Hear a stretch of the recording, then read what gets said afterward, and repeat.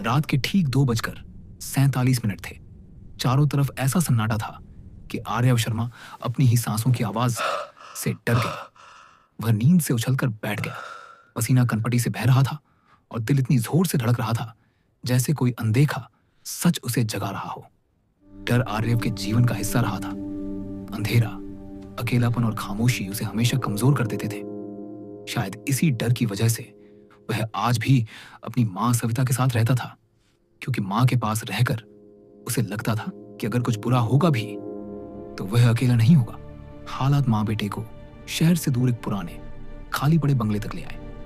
घर बड़ा और सस्ता था, लेकिन अंदर कदम रखते ही आर्यव का मन भारी हो गया। दरवाजा बंद करते समय उसे लगा जैसे किसी ने बहुत पास खड़े होकर सांस ली हो। उसने पलटकर देखा, वहां कोई नहीं था। सविता ने उसकी घबराहट महसूस की और हल्की मुस्कान के साथ बोली कि यह बस एक घर है, डरने की कोई बात नहीं। पहली 2 रातें सामान्य रहीं, लेकिन तीसरी रात रसोई के बर्तन अपनी जगह पर नहीं मिले। चौथी रात नल अपने आप खुला हुआ था। सविता ने इन बातों को संयोग मानकर नजरअंदाज कर दिया। 5वीं रात सविता की नींद अचानक खुली। उसने देखा कि आर्यव हॉल में जमीन पर बैठा हुआ था। पीठ उसकी ओर थी और वह किसी से धीमी आवाज में बात कर रहा था। कांपते हुए सविता ने पूछा कि वहां कौन है, लेकिन आर्यव ने सिर नहीं घुमाया। उसने बस इतना कहा कि हम आ गए हैं, और उसकी आवाज बिल्कुल उसकी नहीं लग रही थी। उस रात के बाद आर्यव पूरी तरह बदलने लगा। कभी वह अचानक हिंसक हो जाता, चीजें फेंकने लगता।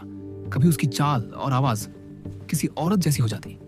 कभी वह घंटों एक कोने में बैठकर बिना वजह रोता रहता।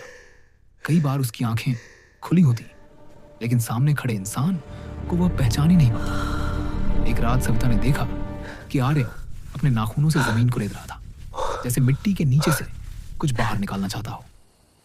उसी पल उसे एहसास हो गया कि यह डर अब सिर्फ उसके बेटे तक सीमित नहीं रहा। इस घर में कुछ और भी था जो सांस ले रहा था। तभी देवराज नायर उस घर में आया। उसने कोई डरावनी बात नहीं की, कोई तंत्र मंत्र नहीं किया। उसने बस आर्यव की आंखों में देखा और शांत आवाज में कहा कि इस शरीर में एक नहीं 3 अधूरी कहानियां कैद हैं। उसने बताया कि आर्यव के अंदर 3 आत्माएं हैं, कव्या, रुद्रन और मुनि। कव्या एक ट्रांस महिला थी जिसका सपना बहुत छोटा था। वह इज्जत से जीना चाहती थी, सिलाई का काम करना चाहती थी और अपना एक छोटा सा घर चाहती थी। रुद्रन उसका सबसे बड़ा सहारा था, भाई जैसा। तो उन्होंने मेहनत करके जमीन खरीदी और अपनी अलग दुनिया बसाने की कोशिश की, लेकिन समाज को यह मंजूर नहीं था। कुछ ताकतवर लोगों को यह बात चुभ गई कि जिसे वे हिजड़ा कहते थे, वह जोर बराबरी से जीने का हक मांग रहा था। एक रात कव्या और रुद्रन को बेरहमी से पीटा गया। उनकी चीखें अंधेरे में दबा दी गईं और उन्हें उसी जमीन में जिंदा ही गाड़ दिया गया। मुनि, जो कब्रिस्तान का रखवाला था, सब जानता था। उसने आवाज उठाने की कोशिश की, लेकिन उसे भी मार दिया गया। तीनों को बिना अंतिम संस्कार, बिना इंसाफ, मिट्टी के नीचे छोड़ दिया गया और उनका दर्द वहीं अटक गया। अब वही दर्द आर्यव के जरिए बोल रहा था। कव्या ने आर्यव के शरीर के माध्यम से उन लोगों को ढूंढा जिन्होंने उसके साथ जुल्म किया था।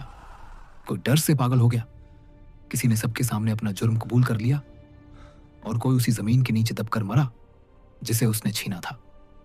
हर सज्जा के साथ आर्यव और कमजोर होता गया। एक रात वह आईने के सामने खड़ा था। आईने में चेहरा उसका था, लेकिन आंखों में कव्या की पीड़ा झलक रही थी। कांपती आवाज में उसने पूछा कि अगर इंसाफ मिल गया है तो वह अब भी क्यों रुकी हुई है।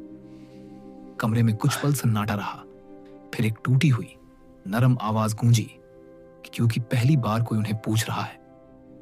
आर्यव की आंखों से आंसू बह निकले। उसने पूछा कि सबसे ज्यादा दर्द किस बात का है। जवाब आया कि मरने का नहीं, बल्कि जिंदा रहते हुए इंसान न समझे जाने का। देवराज ने तीनों का अंतिम संस्कार पूरे सम्मान के साथ करवाया। कोई डर नहीं, कोई दिखावा नहीं, बस इज्जत। जब चिताएं जली तो आर्यव हाथ जोड़कर खड़ा था और उसने कहा कि दुनिया ने जो उन्हें नहीं दिया, आज वह उसे पूरा करेगा। हवा अचानक हल्की हो गई, जैसे किसी ने गहरी सांस लेकर छोड़ दी हो। आर्यव वहीं बेहोश होकर गिर पड़ा। सुबह जब उसकी आंख खुली तो खिड़की से धूप आ रही थी, पंछियों की आवाज थी और घर पहली बार घर जैसा लग रहा था। सविता ने उसका हाथ पकड़ा और पूछा कि क्या अब सब ठीक है। आर्यव ने सिर हिलाकर कहा कि हाँ, अब सब ठीक है। बाहर गेट के पास एक बोर्ड लगा था जिस पर लिखा था कि यहां 3 जिंदगियों को वह मिला जो समाज ने नहीं दिया, इज्जत। आर्यव ने बोर्ड की तरफ देखा, फिर आसमान की ओर।